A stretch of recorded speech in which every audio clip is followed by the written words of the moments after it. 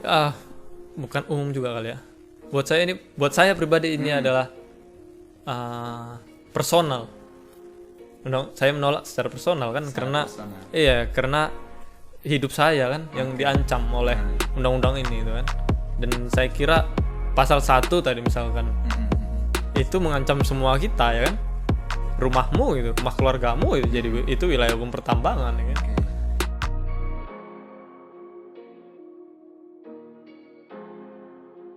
Nah, tadi sudah sampai ke ini ya, penghapusan sanksi ini. Saksi apa sanksi? Sanksi. Nah, kemudian berkaitan dengan jaminan perpanjangan nih. Berkaitan dengan perpanjangan selalu yang ada di dalam IUP, kemudian usaha-usaha pertambangan itu kan mereka akan membahas mengenai masa pertambangan nih. Nah, di dalam Undang-Undang Minerba baru ini bagaimana berkaitan dengan itu? Perpanjangan izin usaha pertambangannya itu. Iya. Jadi kan ya kamu tadi bilang kan orang tambang terus habis kan, ya dia harus urus lagi ya kan. Betul. Dan dalam proses pengurusannya bisa nggak keluar ya kan kalau ternyata dia ada masalah ini segala macam proses, terus di tengah jalan diketahui bahwa ini merusak macam-macamnya, masyarakat menolak, bisa nggak lanjut. Tapi dalam undang-undang Minerba yang baru ini di pasal 169A itu dijamin, udah bukan dapat lagi tapi dijamin. Jadi poinnya bukan izin itu dapat diberikan tapi dijamin diberikan. Nah, itu iya, ini ngeri banget. Ngeri sedap. Iya, karena ada ini kan ada sifat-sifat. Aduh, si Mbak Eti WA terus ya.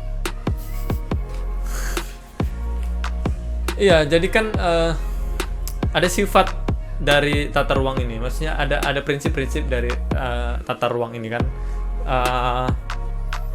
Hal-hal yang misalkan macam hutan lindung dan macam-macam itu yang bersifat kaku. Karena dia fungsinya kan untuk menjaga kan. Karena manusia atau kita ini nggak bisa benar-benar paham betul lingkungan, ini nggak bisa 100% paham, kita nggak bisa. Makanya untuk ada namanya prinsip kehati-hatian kan. Dalam prinsip kehati-hatian itu hal-hal macam hutan lindung dan fungsi-fungsi lindung itu semua bersifat kaku. Nah, tapi yang bersifat produksi macam tambang itu dia nggak kaku. Dia bisa sewaktu-waktu untuk diubah fungsinya. Bisa diubah fungsinya. Jadi saya bingung dengan aturan menjamin ini. Dia gagal udah melihat ruang ini dalam satu hal yang tidak bisa benar-benar kita pahami. Dan sewaktu-waktu memang macam tambang ini kan merusak gitu, nggak bisa dijamin gitu, udah rusak. Misalkan di Kendeng itu kan, itu udah rusak ini, tambang ini udah merusak pertanian warga, merusak lingkungan warga segala macamnya. Terus oleh pemerintah berdasarkan undang-undang ini harusnya, masyarakat bilang harusnya, dan ahli bilang harusnya udah nggak bisa lagi di sana aktivitas tambang. Tapi undang-undang Minerba yang lalu bilang, undang-undang Minerba yang baru bilang apa? Harus lanjut, dijamin kok, dijamin, lanjut nggak apa-apa, begitu. Itu kan bahaya cara berpikir kayak begitu. Berarti kalau kondisinya seperti itu, ini ya, berarti dalam undang-undang Minerba yang baru ini tidak menjawab permasalahan-permasalahan di undang-undang yang lama ya, berkaitan dengan adanya korupsi, kemudian adanya permasalahan berkaitan dengan perizinan, kemudian ada sentralistik, memperparah malah ya. Ya, malah itu memperparah. Ya, semua diperparah kan. Kelanjutan ekonomi daerah juga diperparah, terus konflik juga diperparah lah, karena orang pasti ngamuk ya kan. Karena dimanjakan ini pemilik-pemilik tambang ini. Dan satu lagi, minimnya pengawasan. Makin tidak ada pengawasan. Nggak mungkin bisa dilakukan pengawasan dengan revisi undang-undang yang baru ini kan. Ya renegosiasi ya, dijawab lah ya, karena dijamin gitu kan. Bahkan royalti dikasih 0 ya kan. Nah, sama ada satu lagi juga soal hilangnya hak masyarakat dalam mengajukan penghentian sementara. Jadi hilang itu di revisi undang-undang Minerba yang baru hilang. Jadi kan ada hak masyarakat, dan menurut saya ini memang hak yang sangat, ya memang benar, hak ini harus ada gitu ya. Yaitu hak untuk mengajukan penghentian sementara. Misalkan masyarakat di lingkar tambang mana karena udah sangat merusak tambang ini gitu ya.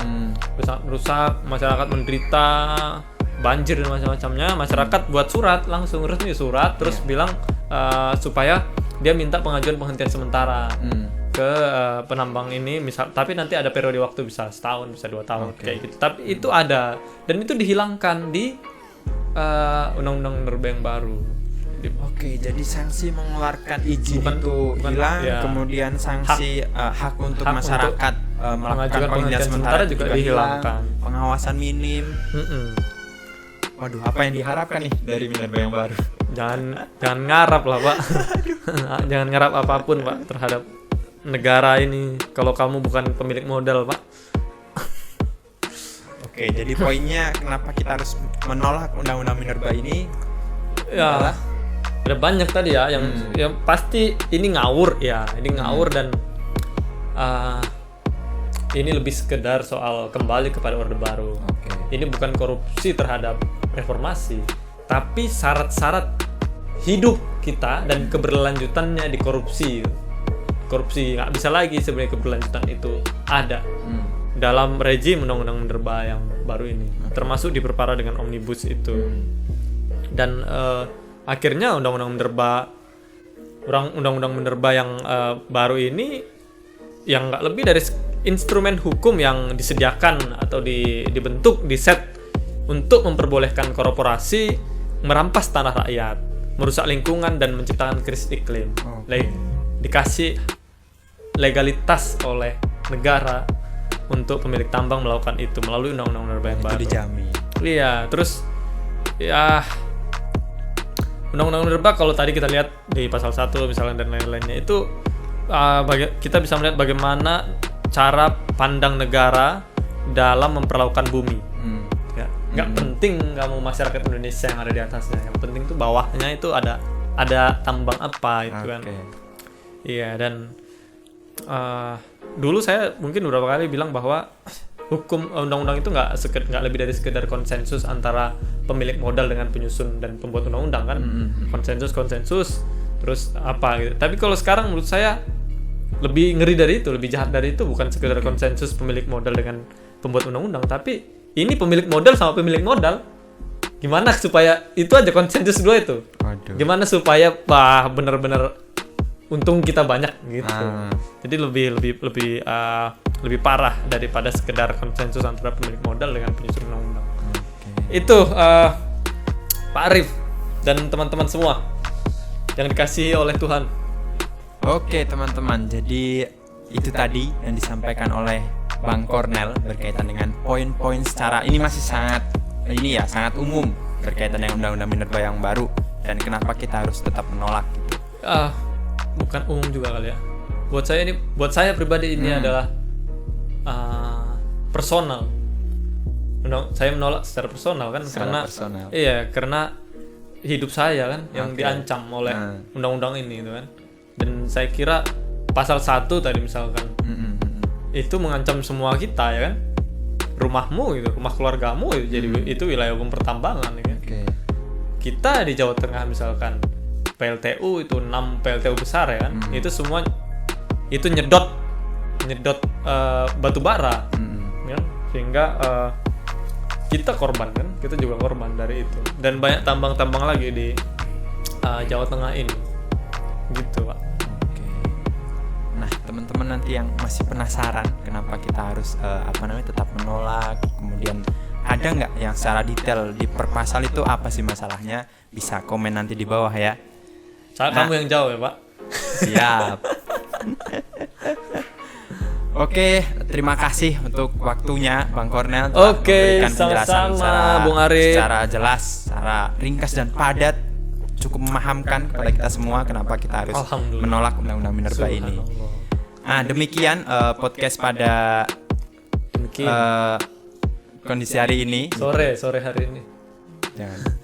Sore senja kuning kan, senja.